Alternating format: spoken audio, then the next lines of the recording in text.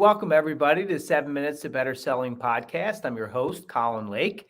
I am coming to you live from Hot Springs, Arkansas. I know. What the heck are you doing there? That's too long a story to share in the introduction. But I'm also the president and founder of Developing Next Leader, as well as your host here on the show.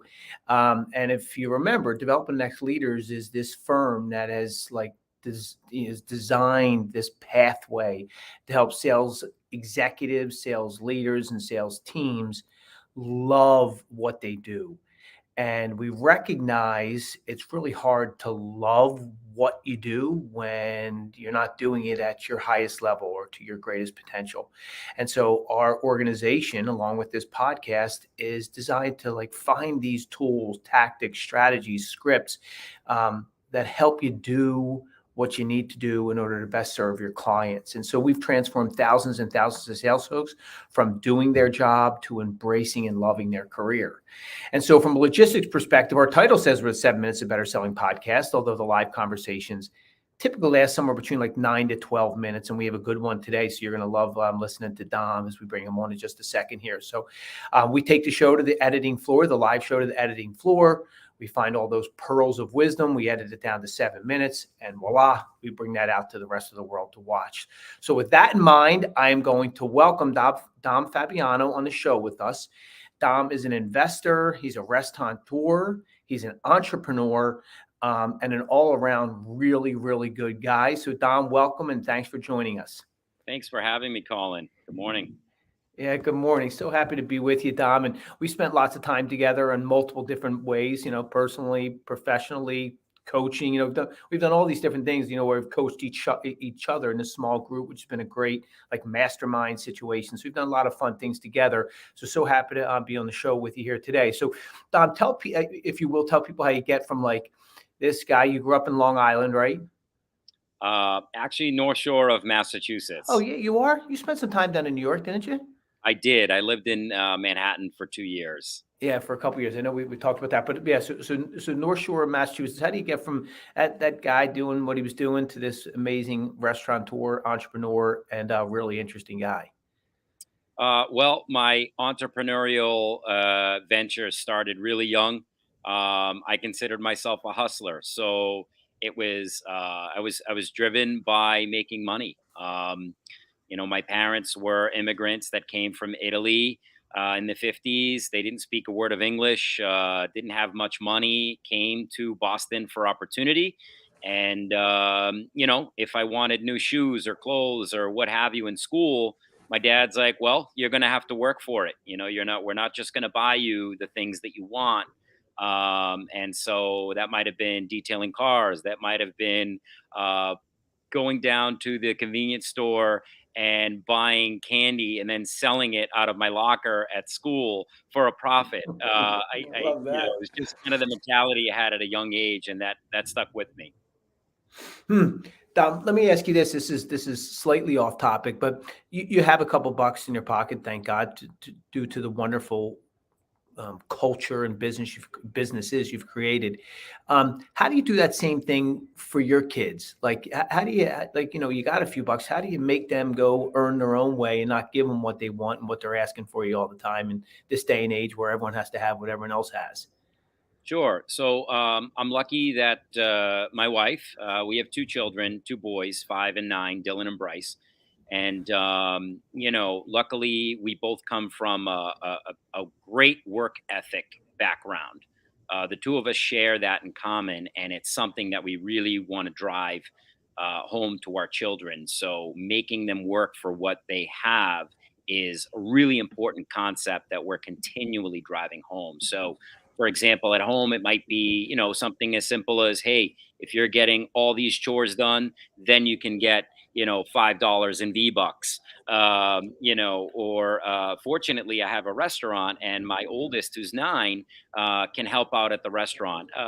Doing small tasks. We have a really robust curbside takeout business, which means that folks drive up to the front doors and they give us an order number. We give them their takeout food, and Bryce has helped with that, even just bringing the food from inside the restaurant out to the guest with a smile and earning some gratuities as a result. So, and I have big plans for him to continue to work and his younger brother at Arturo's, by bussing tables, seating guests, just starting small and have them be comfortable building relationships, talking to the public. Those are really important life skills that need to start at a young age. That's great. Great point. Dom, I'm gonna ask you this question. It's a single question, but I'm gonna break it into two parts. See if you can answer it in two parts. So, I said a couple of times in promotion of this podcast, you took what was what I would call an average business. I would even call it a below average business, in a town with a few restaurants, and you've taken it to this like behemoth restaurant where everyone wants to go, where it's always mobbed. It's terribly difficult to get a table. People want to eat your food so bad that they'll get take curbside takeout, like I said, because people just want your food.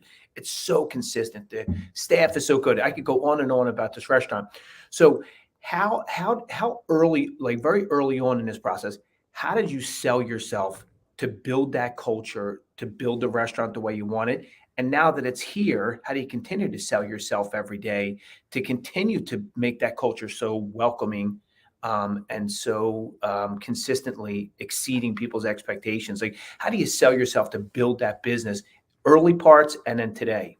Okay. Well, thank you. First of all, a lot to unpack there. I'll start with it takes a dream, right? And whatever your dream is. I mean, my 9 year old has a dream of becoming an NHL hockey player. Whether or not that comes to fruition, time will tell. But I am driving home the fact that it's going to take hard work to get noticed, to be part of a team, and compete at the highest level, right? NHL, you make it into the pros in any sport, that is the highest level, right? So I would say that I started with a dream. I wanted to own my own business. Really passionate about food. I grew up working for my family's restaurant, and it's just something that's in my blood. And being an Italian American, I think you grow up with hospitality as being a part of your blood. I love taking care of people genuinely. I enjoy it. So if I go and stay at your house, chances are I'm going to make my bed. If I'm having dinner, chances are I'm going to bring my plate over to the sink and maybe even wash it or put it in the dishwasher. Just small things that I grew up with. So I'm really passionate about hospitality. I'm really passionate about food. And more than anything, I love seeing people smile. I love making people smile, and I get all of that from the restaurant. So it started with that dream of having my own place. And I didn't need my name on it. I bought an existing business back in 2009, and we had 23 employees and our sales were X. Well, fast forward 14 years later, we have 68 employees. So we've just about tripled our staff, and our sales are 6X of what they were when I bought this place. And that took grinding. It took commitment. It took working till 1 a.m., 2 a.m. You say, Dom, what are you doing at the restaurant at 1 a.m. or 2 a.m.? Well, it might have been working on my marketing strategy. It might have been fixing equipment. It might have been painting walls. All those things kind of in the early stages were just grinding, and making the sacrifice to get my business to where it's at today. I find that a lot of people come into the hospitality industry and really don't understand what they're up against. It's a really unique industry. It's not something that you're going to learn in culinary art school and really understand the business aspect of things. In fact, I never went to culinary art school, and I went to Northeastern University, and I have a degree in supply chain management. But a lot of what I learned at Northeastern in supply chain, I applied directly to my day-to-day operations here at Arturo's. So hard work, dedication, and then to get to the part about selling yourself. Well, I think the perception of who you are in the community is really important. Your presentation, confidence in when you speak, And making connections with people is absolutely crucial to having you state the things that you said at the beginning of this conversation. That we're a great restaurant, but the idea is we're also in the relationship business. You could come here and have a bad steak or a bad meal, and we hope we get the opportunity to make it right, and our goal is to get it right every single time. But it's about the relationships that we build. We're in a great suburban community, and we have regulars, but we also have new customers that come in every single week. And it's up to myself to engage with my customers and my entire team to build relationships daily so that people feel like family when they come into Arturo's. They feel welcome. We know their names. We know a little bit about them. We know about what they like. We know what table they like, and Mm. just continue to build those relationships. I'd say Let, those are really important things. so Dom, you're the example of painting the walls at 1 o'clock in the morning. That was driven by your passion, or that is driven by your passion. Like you want this business to succeed, and you like to see people smile. Yeah. And that's what makes that hard work, I'll put it in air quotes, that hard work not seem so hard, because it's based on the mission of servicing, which is so important to you. Did I catch all of that? Yeah, absolutely. And that starts with the dream, right? That's what you're passionate about. And, I could say, hey, I'm doing this to make a paycheck. But I genuinely enjoy what I do. I genuinely enjoy seeing people smile and stopping me and saying, "Oh my gosh, that was the best chicken parm I've had," or "That was the best cocktail I've had in a long time," or things Mm. like that are very rewarding and give me the drive to continue to do what I do. I think it's really important to tell a story in sales, right? And I never personally view it this way, being a restaurant owner. But when you think about it organically, you have to tell a story. I think it was Simon Sinek said it in a TED talk. I don't know when, but he said, people don't buy what you do, they buy why you do it.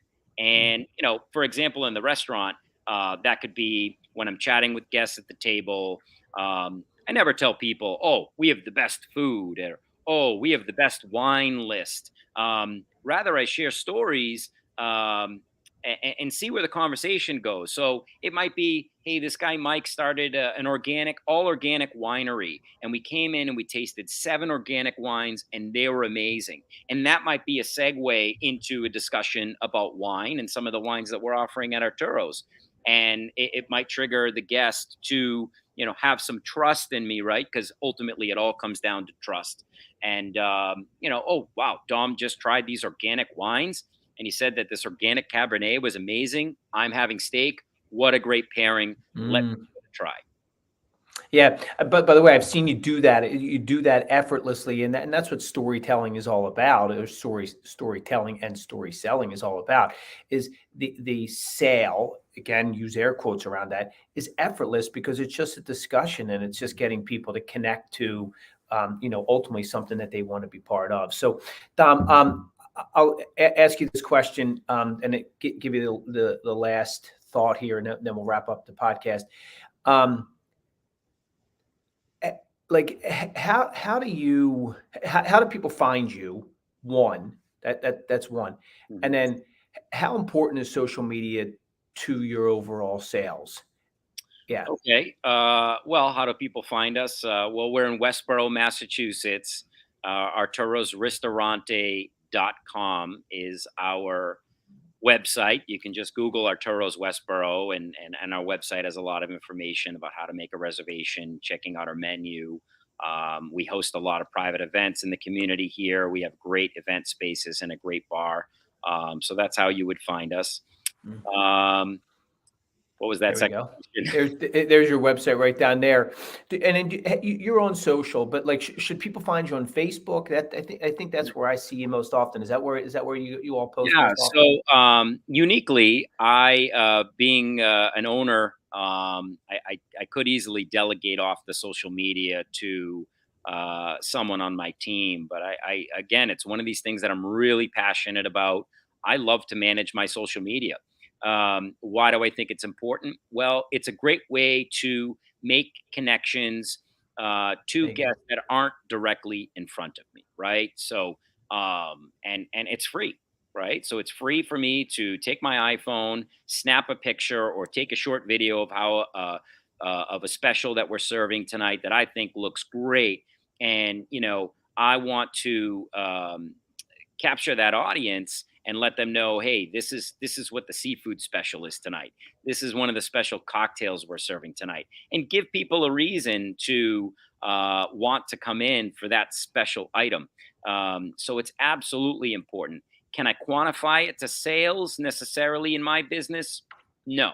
However, it's really rewarding when I'm walking through the dining room, or I get a text from a regular that has my cell and says, "Oh, I saw that picture of the Mm. cod dish that you posted yesterday, and that's what made me come in, and it was so good. And keep doing what you're doing." So those are the kind of things that are very rewarding, to put the time and effort into my social media and create content that people can engage with and share and like and comment on. And we also do promotions. So we had a big snowstorm a couple of days ago, and we actually closed the restaurant for the safety of our staff not having to travel to get to work. And I just posted a contest. I had a picture of my wife and I, and one of my children with her baby making a pizza at home, and I said, hey, post a picture of your what you're making today when you're stuck at home, and we're going to select one lucky winner to win a $50 gift card. And we got Mm. some great food. One woman made this focaccia, and she had mortadella and cheese in there, and she said, this is my snow day lunch. And it was really cool, and we got some engagement out of it. Yeah, that's great.